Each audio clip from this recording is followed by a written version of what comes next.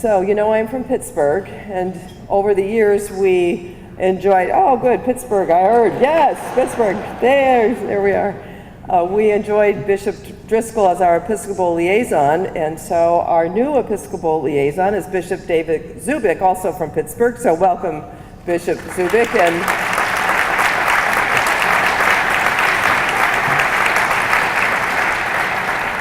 And you'll be hearing from him tomorrow.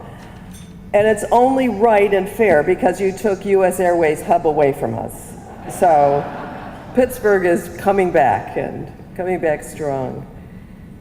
Every year at these gatherings, there's a theme that ties our activities together and provides a unifying vision for our conference.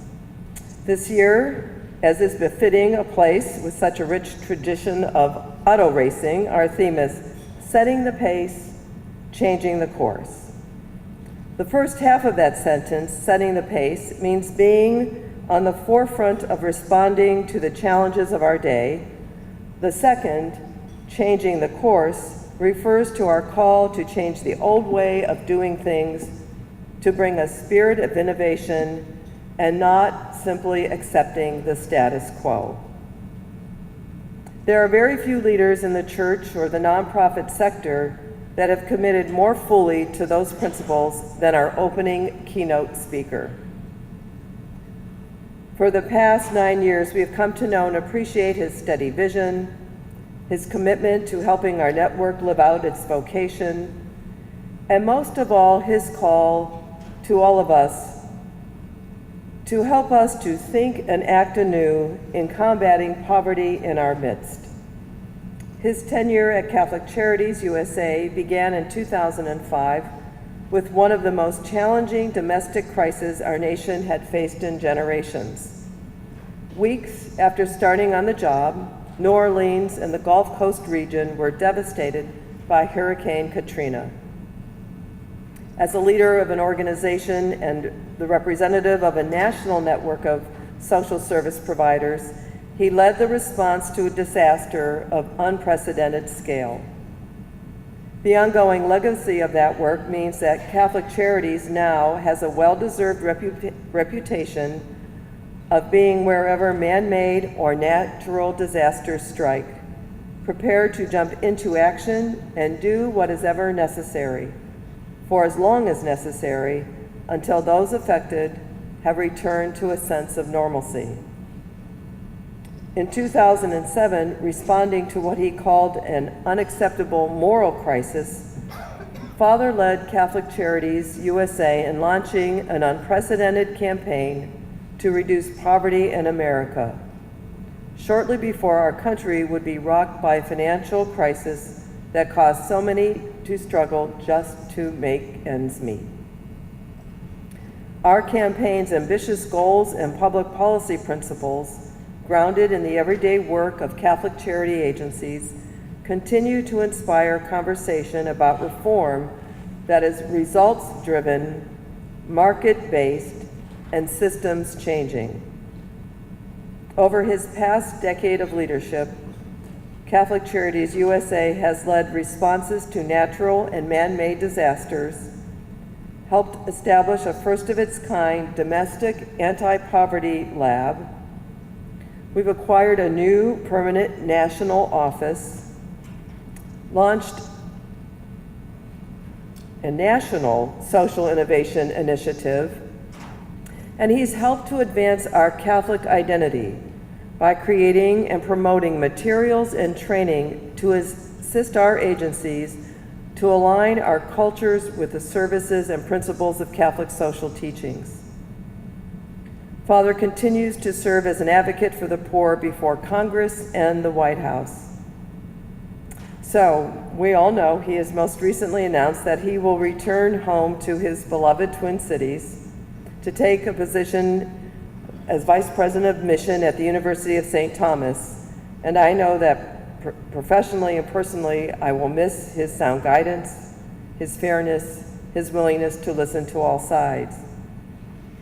While this is his last annual gathering with us as president, we look forward to welcoming him back in future years to to share with him the foundation he helped us set, to build on this legacy, and of course to enjoy his presence among us in the future, even in another position, another way. But right now, please join me in welcoming Father Larry to address us.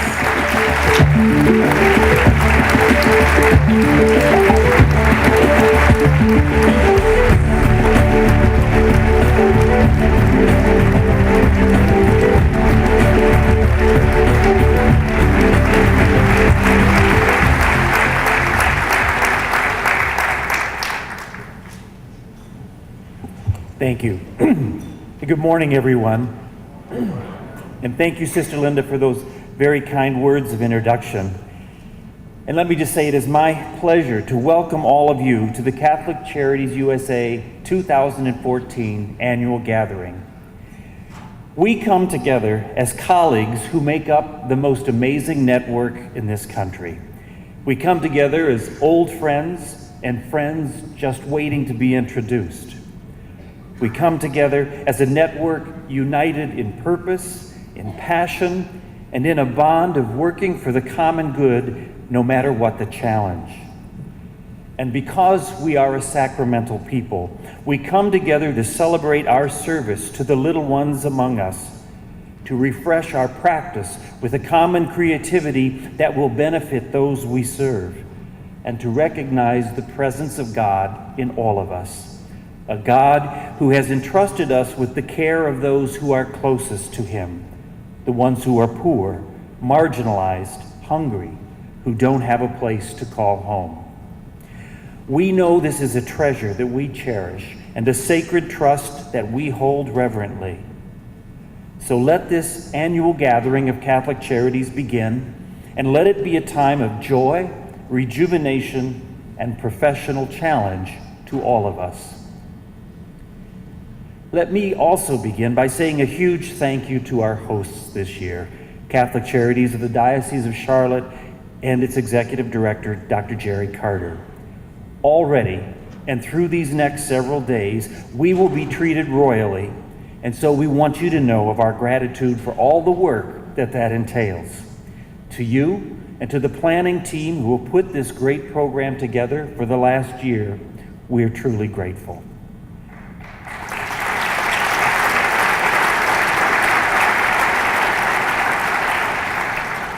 Also, let me say a very special word of welcome to Bishop Zubik, our Episcopal liaison. We're delighted that you are here, Bishop. We look forward to your reflection and time with us.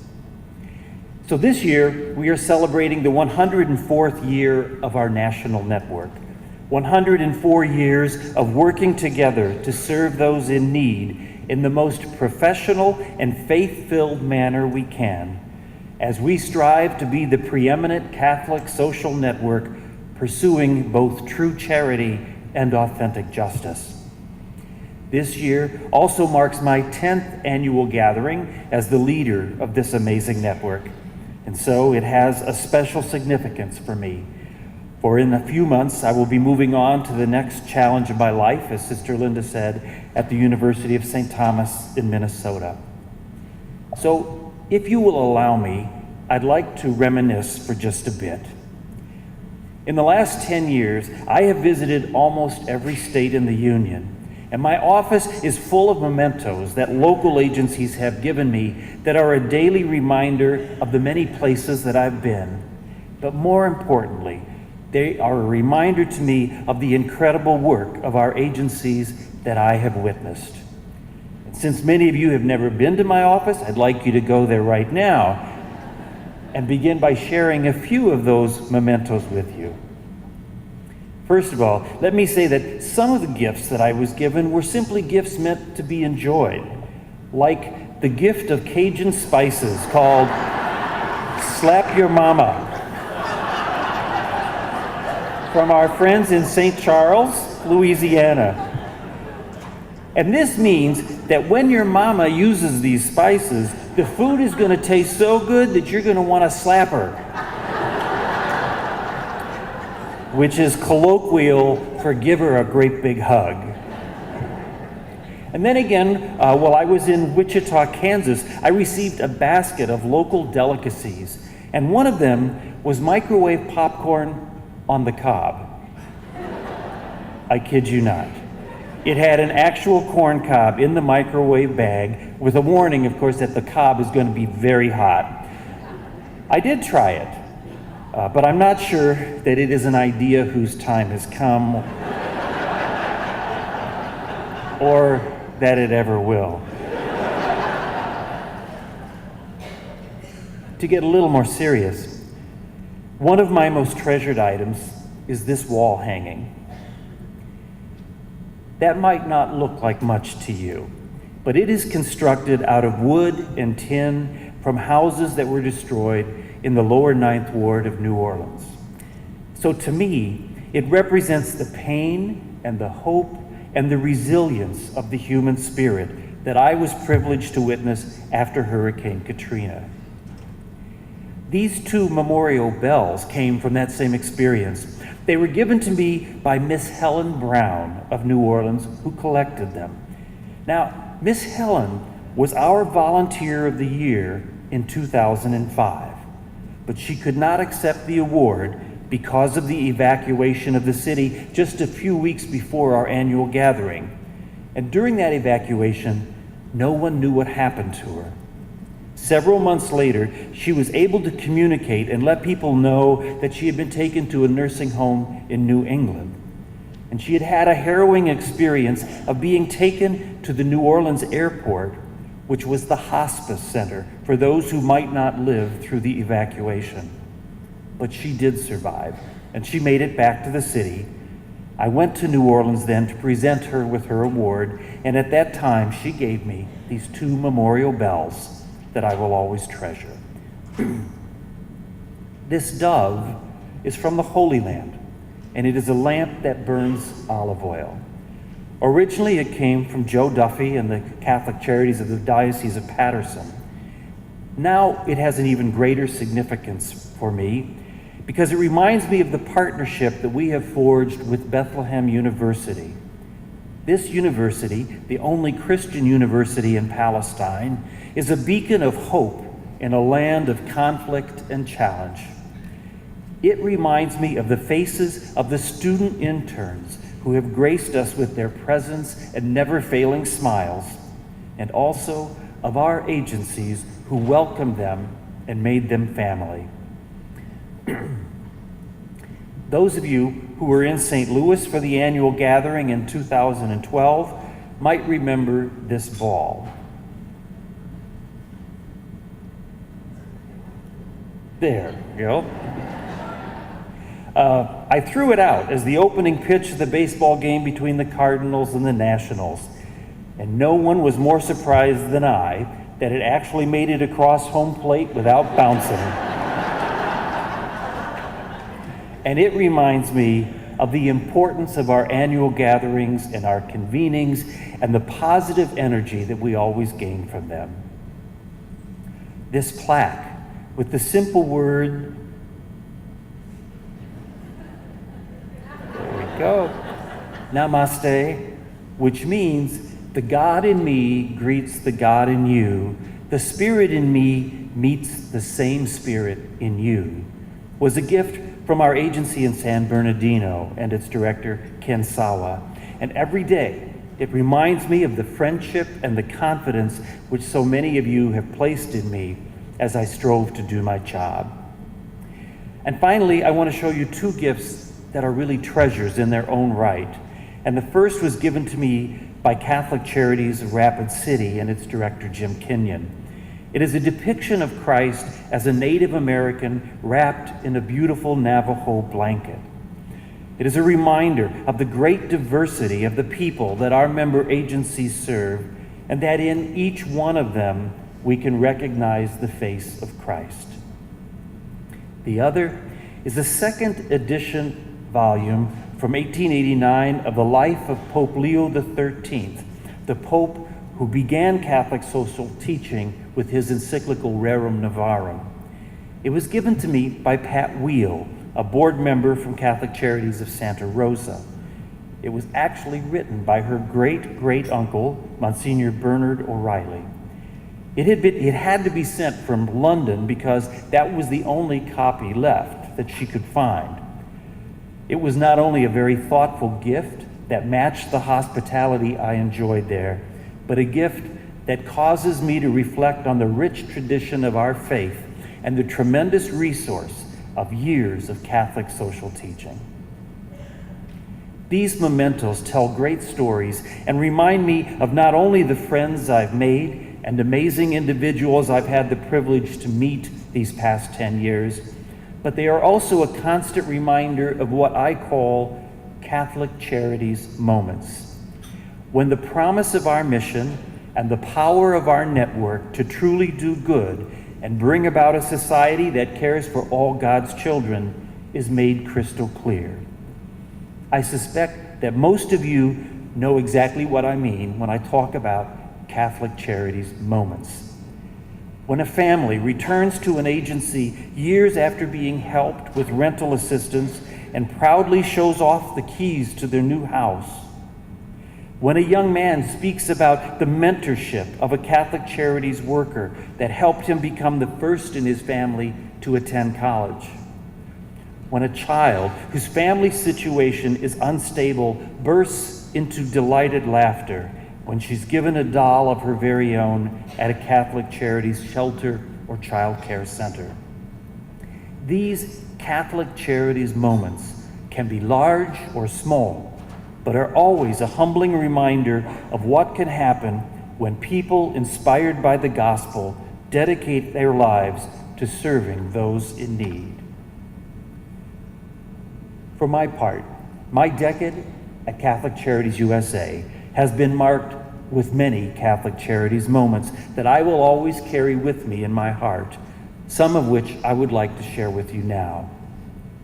The first will always be how this network came together to respond to Hurricanes Katrina and Rita. The city of New Orleans underwater, over 1 million people displaced. It was a scene that we had never seen before, and so we responded in a way and a scope that we had never done. Following the lead of our local agencies, especially New Orleans, Baton Rouge, and Biloxi, we put together a response that has become the blueprint to build a renewed disaster response office. That was a Catholic Charities moment.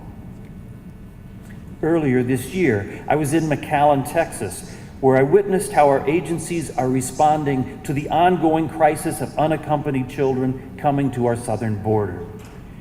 When the scale of the situation became clear, Sister Norma Pimentel and her team in Brownsville, Texas, pulled together a welcome center in a matter of just a few days, a center that offers safety, food, clean clothes and a shower, a medical checkup, and information about how to get to their next destination and what to expect. Regularly, a trolley would arrive at the center, bringing another group of arrivals who had been on the move for several weeks, feeling exhausted, frequently discouraged, and maybe by that time, a little less than human. Whenever the trolley arrived, everyone would drop what they were doing, go to the entrance, and greet those arriving by clapping and yelling, "Bienvenidos." The outpouring of care for each and every one of those arriving on the trolley was tangible and inspiring. And for many, their response was simply tears. That was a Catholic Charities moment. A couple of weeks ago, I visited our agency in Santa Rosa, California, to meet with the board who were doing strategic planning and then to present an in-service for the staff. When Jenny Lynn Holmes was giving the report about social services, she told the board that now every client in the agency had an individual opportunity plan. After years of exploring the idea of creating these individualized roadmaps for people in need, It was so inspiring and gratifying to hear that Catholic Charities in Santa Rosa is pressing forward to make them a reality. And I salute Jenny Lynn and Brendan and Allie for making that happen. I couldn't help but think of the clients who will come away from a visit to Catholic Charities of Santa Rosa with a personalized roadmap with goals and targets to help them get out of poverty. It was a Catholic Charities moment. I could spend this whole speech recounting powerful and humbling Catholic Charities moments through my career, and I know that you have all experienced these moments of clarity and inspiration throughout your career as well. But the point of this talk, and certainly not the point of this gathering, is not to succumb to nostalgia or to only look back and focus on where we have come from. Rather, this time together is a chance to stand together and look towards the future, to change the pace, to set a new course, to address contemporary challenges and seize the opportunities presented to us. Of course, our network finds its inspiration and reason for being at the heart of Jesus' teachings. The Gospels are a narrative of how Christ kept reaching out to the edges of society, to the marginalized, and bringing them to the center, restoring them and including them by healing them, forgiving their sins, and by simply loving them. This was key to his ministry of transforming the reality of the world into the kingdom of God. 2,000 years later, the same message holds true. Pope Francis constantly reminds us to be witnesses to that gospel message in society, and his leadership exemplifies what it means to take the love of God to the sick, the suffering, and the rejected. He encourages us to go into the dirtiness of the streets, into the messiness of life, to be with the sheep. If we do this, Pope Francis tells us, we might end up smelling like the sheep. And my friends, please take this the right way when I tell you that you smell like the sheep.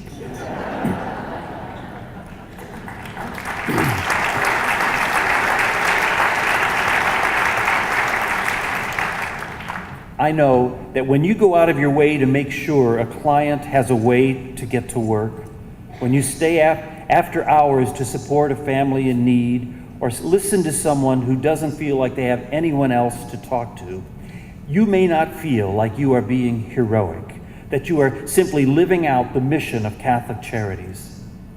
But when I look at this room, when I think of the Catholic Charities moments that still stick with me 10 years later, when I visit our agencies across the United States, I see a network of dedicated servants who accompany the poor and the forgotten on their journey to hope and self-sufficiency. And from the Gospels, through our years of history as a church, to our last 104 years as a national network, all of our foundational documents challenge us to do this in new and ever more effective ways. When I accepted this position 10 years ago, one of the first things I did was to go back and read the accounts of the first meetings of the National Conference of Catholic Charities, as we used to be known, and the writings of our first leaders, Monsignor Kirby and Monsignor O'Grady.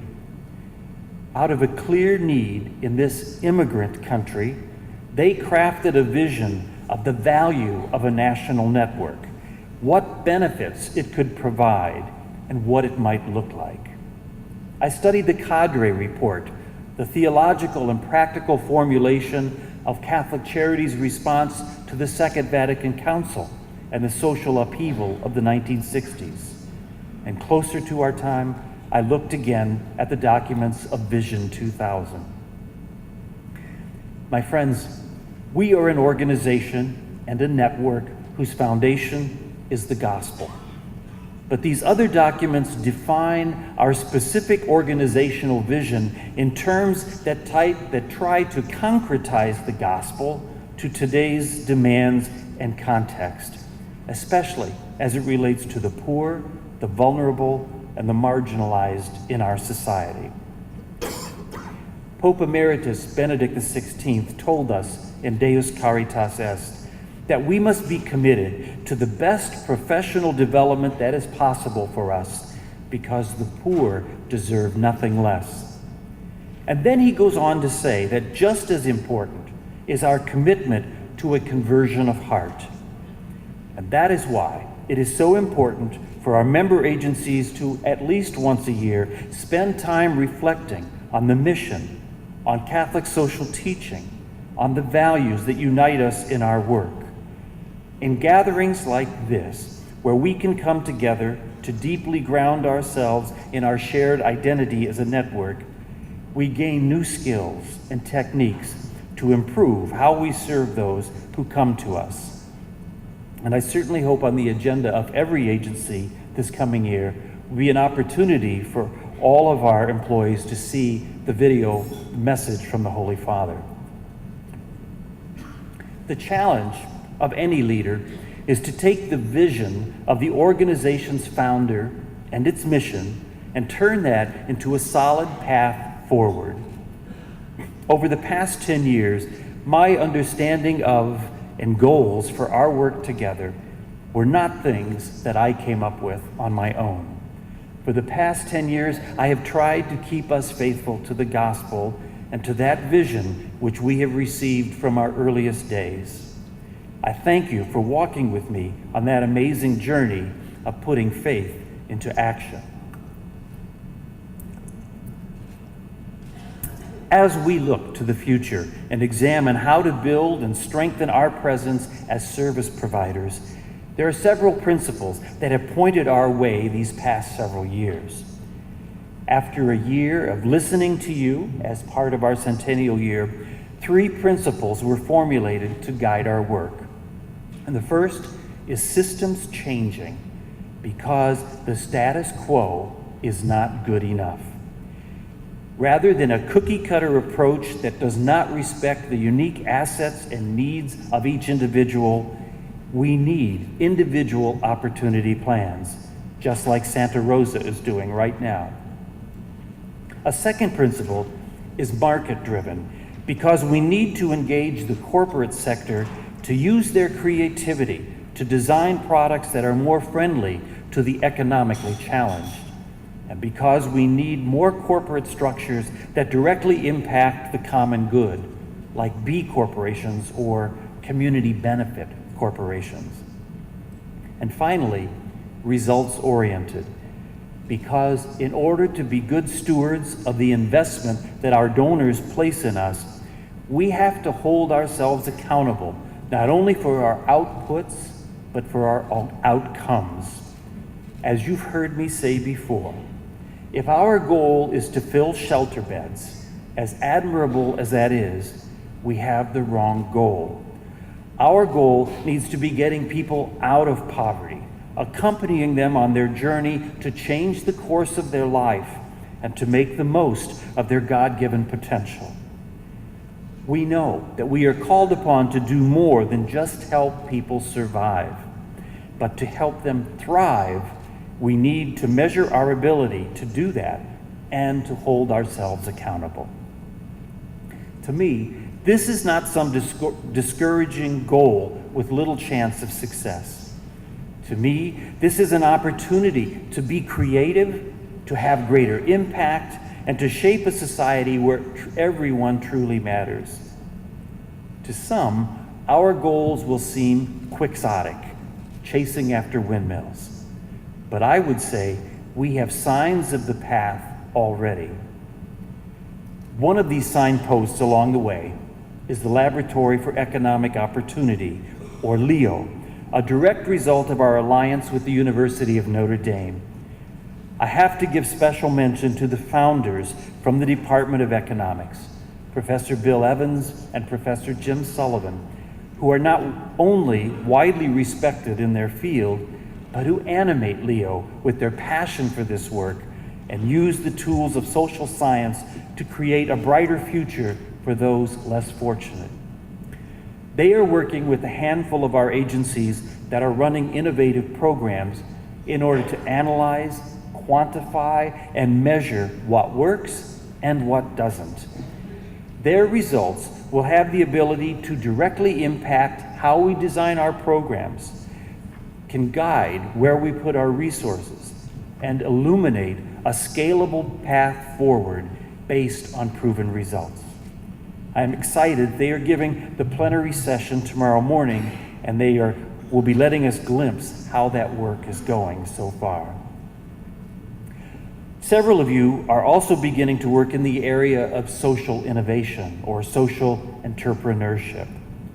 The cynical may say that this is just a way of replacing funding sources that are drying up or becoming problematic. It is actually an opportunity for us to do job development for our difficult-to-employ clients, rather than to depend on the marketplace that has far too often abandoned these people in their need. And it is a new way of envisioning how not-for-profit agencies can create economic opportunity in the 21st century. For these past 2 years, the Social Innovation Boot Camp, which we sponsor at Notre Dame, has been an intensive exercise to participating agencies to get needed feedback about their program design and a chance of success in the for-profit world. Some ideas that have been brought forward are maintenance services, which of course all of our agencies need, furniture exchanges, a knitting cooperative, a farming cooperative, and now CRISP, a mobile grocery delivery service in the food deserts of Chicago. I salute all of you. This requires creativity, risk, and financial investment, but it is certainly worth the payoff in people's lives. These examples and many others reassure me that the Catholic Charities Network is well positioned for the future. Some might grow discouraged that we haven't made more progress reducing poverty or creating a society where all can thrive. There is doubtless much work that remains to be done. But I firmly believe that in this time of crisis, with 45 million Americans living at or below the federal poverty line, it can be and already is a time of great creativity and energy for the long road ahead. But in all of this, we must remember that our charter way back in 1910 called on us to be the attorney for the poor. Throughout our history, the Catholic Charities movement has taken these words very seriously and tried to be the voice for those who have no voice in our society.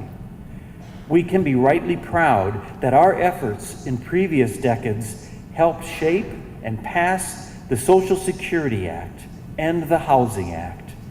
Today, we continue to work with both sides of the aisle to pass legislation that improves the way that we provide for those in need.